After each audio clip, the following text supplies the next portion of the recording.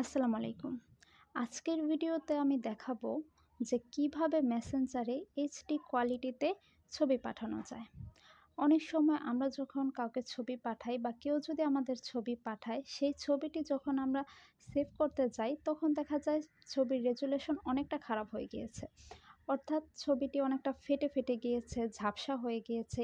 এই প্রবলেমগুলো যাতে আমাদের আর পরবর্তীতে ফেস করতে না হয়, তাই আজকের এই ভিডিওতে আমি এর সমাধান নিয়ে এসেছি। আজকের পর থেকে অর্থাৎ এই ভিডিও দেখার পর থেকে আপনাদের এই প্রবলেমটি আর কখনোই ফেস করতে হবে না। প্রথমেই আপনার মেসেঞ্জারটি ওপেন করতে হবে।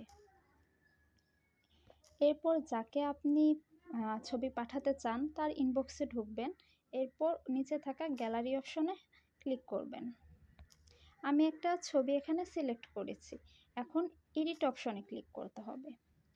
এডিট অপশনে ক্লিক করার পর এই যে আমরা এখানে দেখতে পাচ্ছি কোয়ালিটি আমার অলরেডি এইচডি করা, যার কারণে এখানে টিক চিহ্নটি শো করছে, কিন্তু আপনাদের এইচডি করা না থাকলে এমন শো করবে। তখন আপনারা কি করবেন, এই কোয়ালিটির এইচডির এখানে ক্লিক করবেন। তখন দেখেন এইচডির এখানে কিন্তু একটা টিক চিহ্নের মতো এসে গিয়েছে, তার মানে আপনার কোয়ালিটিটি এইচডি হয়ে গিয়েছে। এখন আপনি তাকে ছবিটি পাঠিয়ে দিবেন। এখন দেখেন এই ছবিটা কিন্তু এইচডি কোয়ালিটিতে সেন্ড হয়ে গিয়েছে আর এইচডি এখানে শো করছে।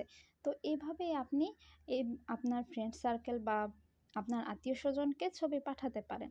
তারা যখন এই ছবিটা এখন সেভ করবে তখন কিন্তু এই ছবিটির কোয়ালিটি আর নষ্ট হবে না। ভিডিওটি ভালো লাগলে অবশ্যই লাইক কমেন্ট করবেন এবং এমন ভিডিও আরও পেতে আমাদের পাশেই থাকবেন। ধন্যবাদ।